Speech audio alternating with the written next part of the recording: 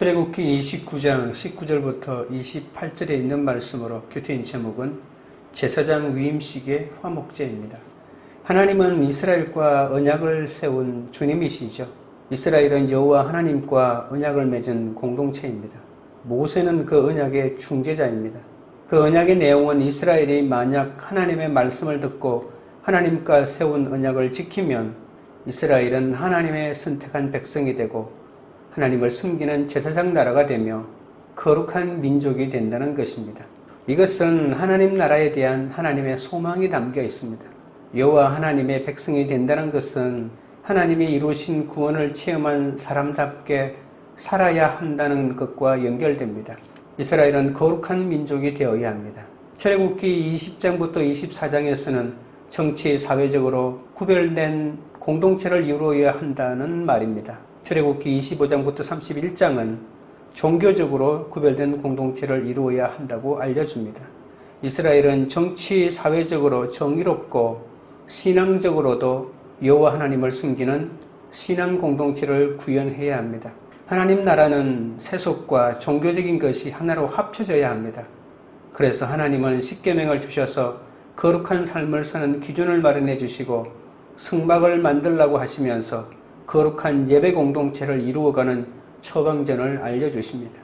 하나님은 당신과 언약을 체결한 백성들에게 성막을 건축하게 하셨습니다. 하나님이 이스라엘 가운데 머물기를 원했기 때문이죠. 이스라엘 백성은 해방과 구원은 한 번 경험한 것으로 끝나는 것이 아니라 반드시 정의로운 사회로 만들어 가야 합니다. 이스라엘은 하나님을 예배하는 성막 공동체를 또한 만들어야 합니다.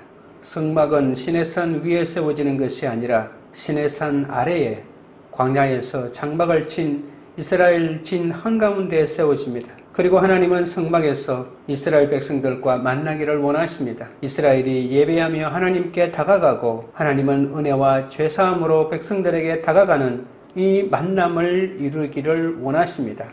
그러기에 성막은 예배 공동체의 중심에 자리 잡습니다. 예배와 제사는 은총의 수단이요 하나님과 이루는 교제의 통로입니다. 오늘은 그 일을 이루시기 위해 제사장의 위임식 장면을 계속하여 보여주십니다. 첫째는 거룩하리라입니다. 19절부터 20절입니다. 너는 다른 순양을 택하고 아론과 그 아들들은 그 순양의 머리 위에 안수할지며 너는 그 순양을 잡고 그것의 피를 가져다가 아론의 오른쪽 깃뿌리와 그의 아들들의 오른쪽 깃뿌리에 바르고 그 오른손 엄지와 오른발 엄지에 바르고 그 피를 제단 주위에 뿌리고 세 번째로 드려진 제물은 임명식 순양입니다. 그런데 화목제의 통상적인 절차에서 벗어난 아주 주목할 만한 특징이 있습니다. 보통 피는 제단에 뿌려졌습니다. 하지만 이 경우에는 순양의 피의 일부가 아론과 아론의 아들들의 오른쪽 깃뿌리, 오른쪽 엄지손가락, 오른쪽 엄지발가락에 바른다는 것이죠. 나머지 피는 보통의 화목제처럼 제단에 뿌려졌습니다. 그 피를 깃뿌리와 엄지손가락, 엄지발가락에 바르는 이유는 무엇일까요? 그것은 제사장들은 듣는 것, 만지는 것, 가는 곳을 모두 포괄하여 그들 자신의 모든 행동 가운데 피로 말미암아 구별되어야 한다는 것을 의미합니다. 레위기 14장 14절에 의하면 나병을 앓다가 정결하게 되면 하나님께 속건제물을 드리라고 합니다. 그때 그 피를 자신의 오른쪽 깃뿌리, 오른쪽 엄지발가락, 엄지손가락에 발라야 합니다. 이것은 제단한 신성한 것을 표상하고 피를 바라는 의식은 나병 환자가 이제 하나님과 친교를 회복하게 되었다는 것을 암시하죠. 제사장에게 피를 바르는 것은 이제 아론과 그의 아들들은 제사장으로서 하나님의 사람으로 이스라엘 가운데 하나님의 특별한 대표라는 사실을 가시적으로 보여주는 행위입니다. 그렇다면 왜 오른쪽 깃뿌리, 오른쪽 엄지손가락, 오른쪽 엄지발가락에만 피를 발랐을까요? 아론의 몸 가운데 이것만 선택된 이유가 있을까요? 이것은 부분이 전체를 대표하는 신뢰가 됩니다. 보통 성경에서는 오른쪽이 더 중요하고 좋은 쪽으로 간주되기 때문이죠. 오른쪽 깃뿌리에 피를 바르는 행위는 듣는 것을 선별한다는 의미가 있습니다. 하나님의 말씀에 순종하고 그 말씀에 자신을 의탁해야 합니다. 제사장은 하나님의 거룩한 음성을 듣기 위해 항상 귀를 성결하게 해야 합니다. 오른쪽 엄지와 오른발 엄지의 피를 바르는 행위는 행하고 다니는 모든 것을 구별하여 하나님을 위한 봉사에 쓰는 것을 상징하죠. 항상 거룩한 행위를 하기 위해 손을 성별해야 하고 항상 거룩한 길을 가기 위해 발을 성결해야 한다는 뜻이라고 볼 수 있습니다. 제사장이 된다는 것은 삶 전체가 성결하고 거룩한 생활 방식으로 살아야 한다는 말이죠. 21절입니다. 제단 위의 피와 관유를 가져다가 아론과 그의 옷과 그의 아들들과 그의 아들들의 옷에 뿌리라. 그와 그의 옷과 그의 아들들과 그의 아들들의 옷이 거룩하리라. 이제 위임식에 쓸 순양의 피 일부가 기름과 섞여 아론과 그 아들들의 옷에 뿌려집니다. 이 예식을 통해 아론과 그의 아들들과 그들의 옷이 거룩해지죠. 화목제는 보통 감사의 고백이나 서원의 보증을 위해 드려졌습니다. 오늘 본문의 정황은 감사를 고백하며 드리는 화목제에 더 가깝습니다. 이 화목제의 기름과 피가 아론과 그의 옷을 거룩하게 했다고 합니다. 아론과 아론의 아들들을 죄의 오염으로부터 정결하게 하는 역할을 하고 그리하여 성결하게 된 아론이 하나님의 임재에 들어가는 것에 합당하게 해줍니다. 그러니까 거룩한 것과 세속적인 것의 구별이 사라집니다. 제사장은 당번이든 비번이든 그 의무를 벗는 일이 결코 없어야 합니다. 그렇다면 이 화목제에서 아론은 어떤 감사를 고백했을까요? 그것은 아마도 자신을 대제사장으로 선택하신 하나님의 자비에 대한 고백과 자신의 사역에서 복을 받게 해달라는 내용의 기도였을 겁니다. 제단 위의 피와 관유를 몸과 옷에 뿌림으로 제사장이 거룩히 구별되었습니다. 그리스도의 피로 죄사함을 받고 그리스도와 연합하여 내 몸을 봉사의 도구로 드릴 때 나의 삶과 직분이 거룩해진다는 사실을 알아야 합니다. 적용 질문 드립니다. 속죄의 피를 발라야 할 내 몸의 부위는 무엇입니까? 주를 위한 봉사의 도구로 드릴 내 몸은 무엇입니까? 둘째는 요제입니다. 22절부터 25절입니다.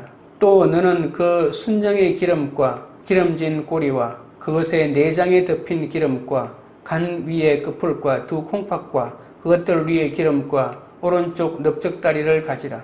이는 위임식의 순양이라.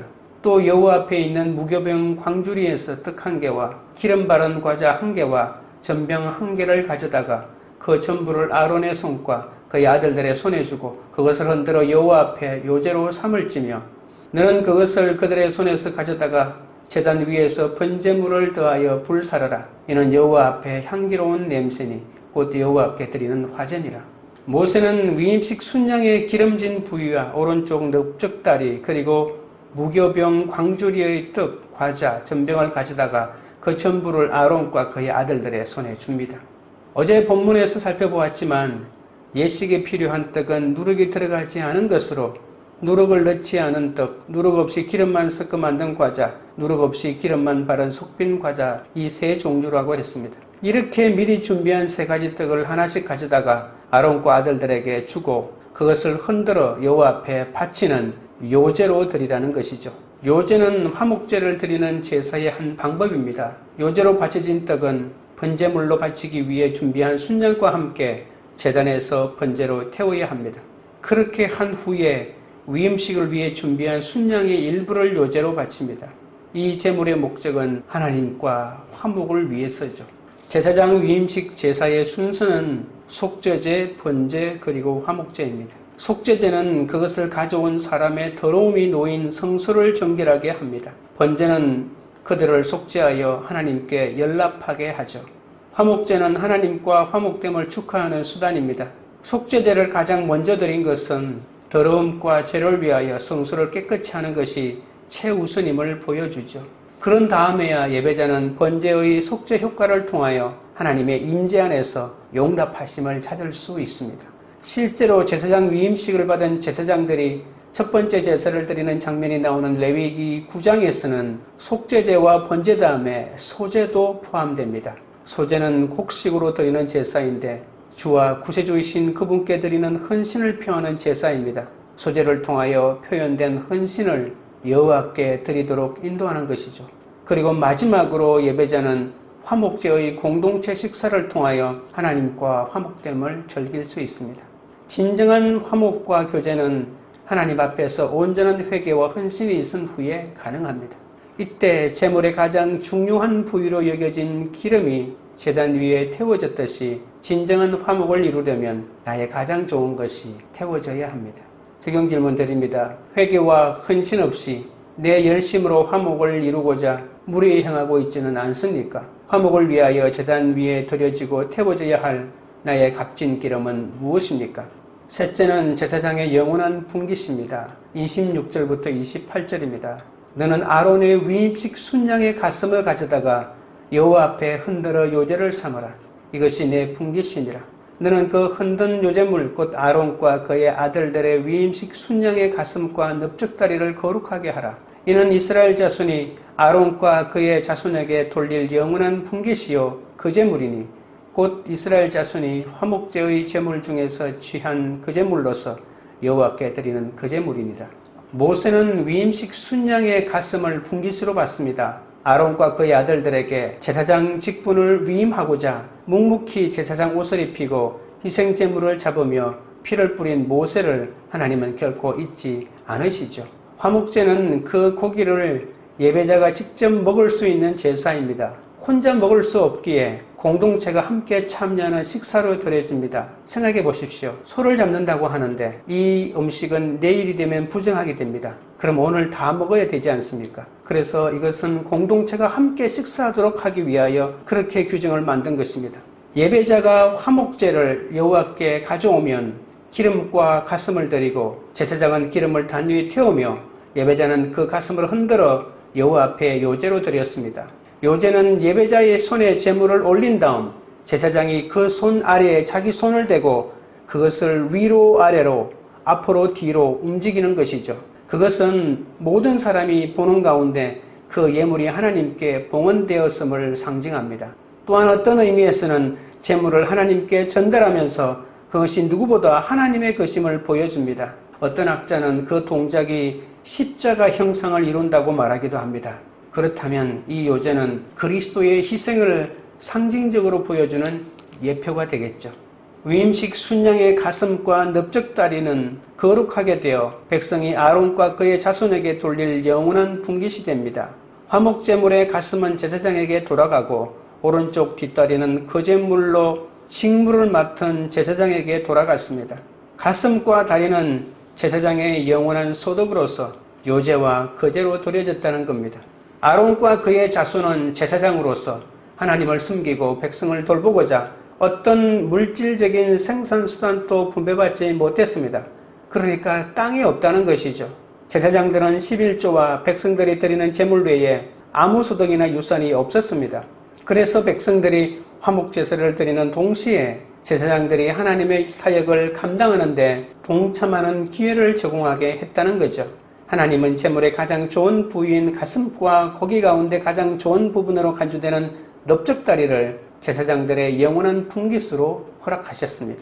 여호와를 섬기는 제사장을 세울 때 구별하는 것은 오늘날 교회의 영적 리더를 세울 때도 중요한 지침을 보여주죠. 첫째는 하나님의 종을 세울 때는 모든 회중이 보는 데서 공개적으로 해야 합니다. 그래야 그 부르심이 하나님에게서 온 것임을 확정할 수 있습니다. 둘째는 죄의 용서가 반드시 있어야 합니다. 셋째는 섬김을 준비할 시간이 필요합니다. 성경은 옷을 입는 것이 중요하다고 합니다. 성도는 예수로 모든 덕스러운 행위로 믿음의 갑주로 옷을 입고 사역해야 합니다. 그리스도와 하나가 되기 위해 행동과 섬김에서 그리스도를 닮아야 하기 때문이죠. 넷째는 성령님의 기름 부음을 받아야 합니다. 성령의 능력이 있어야 합니다. 또한 영적 지도자로 부르심을 받은 자들은 각각의 직무에 맞는 특별한 영적 은사를 받아야 합니다. 어떤 사역도 성령의 능력과 은사 없이는 불가능합니다. 다섯째는 하나님의 사역은 죄가 용서받아야 합니다. 자신을 늘 속죄제물과 동일시해야 하나님을 섬기기 위해 죄의 속박에서 벗어날 수가 있는 것이죠. 죄에 대하여 죽은 자만이 의에 대하여 살고 자신의 지체를 의의 경계로 드릴 수 있습니다. 여섯째는 하나님을 섬기는 자는 자신을 온전히 구별하여 드려야 합니다. 삶이 거룩해야 한다는 말입니다. 주님의 음성을 듣기 위해 귀를 봉헌하고 그분의 뜻을 행하기 위해 손을 봉헌하며 그분의 길을 걷기 위해 발을 봉헌해야 합니다. 일곱째는 여호와를 섬기는 일은 잠깐이 아니라 평생의 헌신이어야 합니다. 예수님은 십자가를 지고 나를 따르라고 하셨습니다. 십자가를 지는 것은 목숨을 내어놓는 끊임없는 헌신 아닙니까? 예수님의 제자들은 이런 헌신을 하는 사람들입니다.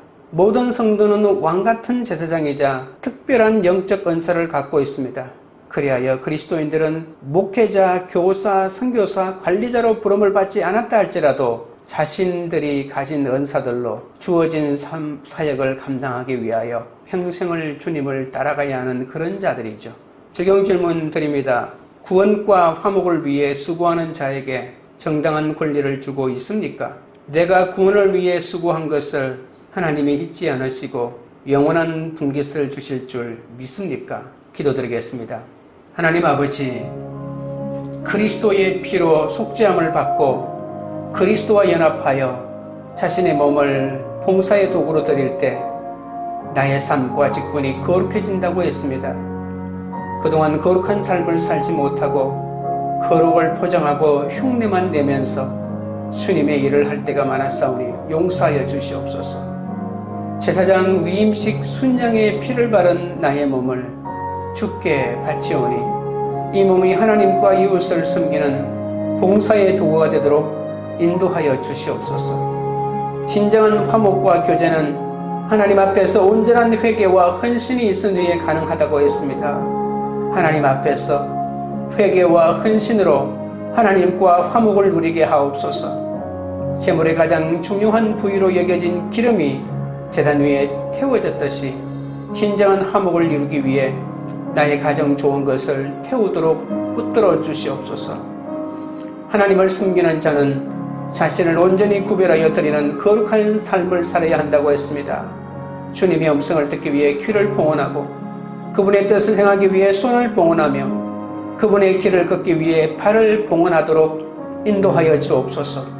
잠깐 주님을 섬기고 온갖 생색을 내는 자가 아니라 평생의 헌신으로 십자가를 지고 주님을 쫓아가게 하여 주옵소서. 주님의 일을 하며 세상의 쾌락을 끊고 재미없게 사는 것이 아니라 구원을 위해 수고할 때 하나님이 영원한 분깃을 주심을 깨닫게 하여 주옵소서.